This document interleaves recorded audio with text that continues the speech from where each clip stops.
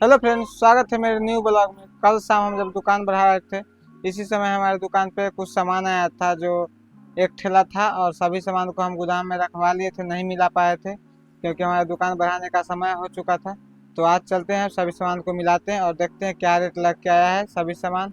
उस पे चीनी था, सरसों तेल था, कुछ चावल था। जो सामान 76,420 रुपया का आया था मेरी दुकान पे। सामान मिलाने के बाद हम जानेंगे एक बोरा चीनी बेच के हम कितने का इनकम करते हैं। हमारी दुकान पे सबसे पहले चीनी आई थी जिसका रेट पड़ा है 2200 रुपया पर बोरा। उसके बाद सरसों तेल आया था जो 1 लीटर का पाउच में था, उसका रेट पड़ा था 2390 रुपया। उसके बाद स्कूटर बोतल आया था जो 2430 रुपया पड़ा था, और उसके बाद स्कूटर बोतल 500 ग्राम में आया था, उसका रेट 2480 रुपया पड़ा था। उसके बाद रुचि रिफाइन आया था जिसका रेट 980 रुपया पड़ा, और 1 लीटर का और आधा लीटर रुचि का 990 रुपया पड़ा था। और शहनाई तेल का टीना आया था जिसका रेट 1860 रुपया पड़ा था। और उसके बाद फॉर्चून आया था 1 लीटर में जिसका रेट 2180 रुपया पेटी पड़ा था हमें। और कुछ चावल आया था जिसका रेट पड़ा था 1150 रुपया बोरी, जो मिनी केट चावल था। सभी सामान को हम शाम में ही रखवा लिए थे अपना गोदाम में, जो देख सकते हैं। उधर चावल रखवा लिए थे, इधर चीनी है और इधर रिफाइन वगैरह है। इसके बाद देख सकते हैं मेरी दुकान में सरफ खाली है, तो लाके अपने गोदाम से सरफ यहाँ पे लगाते हैं।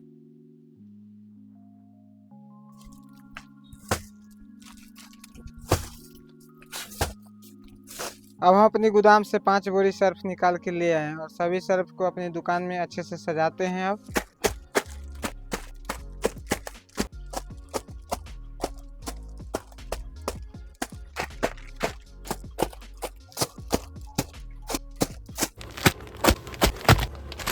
अब हम सभी सर्फ को लगा लिए हैं। 1 केजी साइज, 2 केजी साइज, 10 रुपया और हाफ केजी साइज। और सभी सर्फ को देख सकते हैं कितना अच्छा से हम सजाए हैं आज अपनी दुकान में। इसके बाद हम देखें तो चना और चना दाल दोनों ख़त्म है। तो कल हमारे गाड़ी पे चना और चना दाल दोनों आया था, तो हम अपने गोदाम से निकाल के ला के लगा लेते हैं पहले चना और चना दाल। अब हम अपनी गोदाम से निकाल के लिए हैं चना दाल और चना का बोरी। तो इसका रेट का बात करें तो 2020 रुपया पड़ा है चना का बोरी का दाम, और 2230 रुपया पड़ा है चना दाल का बोरी का दाम। अब हम अपनी दुकान में सरफ और चना दाल और चना का सभी को अच्छे से सजा लिए हैं और चलते हैं। कुछ बिस्किट का आइटम है उसको भी दुकान में सजाते हैं। देख सकते हैं बिस्किट का सारा आइटम खाली पड़ा है, तो हम अपने गोदाम से लाके और लगाते हैं बिस्किट रेक में। सबसे पहले हम ले आए हैं अपनी दुकान में कोकोनट बिस्किट जो 5 MRP का है, और इसको पहले लगा लेते हैं रेक में। अब हम गोदाम से निकाल के ले आए ITC का फैमिली पैक मेरी बिस्किट, जो देख सकते हैं 40 MRP में है। मेरी बिस्किट ITC कंपनी का, और 1 पीस बिस्किट पे इसमें से 1 डब्बा फ्री में मिलता है।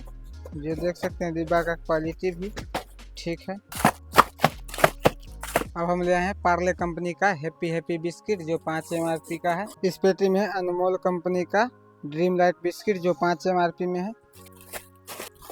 और उसके बाद हम लाए थे अपनी दुकान में पार्ले कंपनी का पार्ले जी बिस्किट जो 3 MRP का है।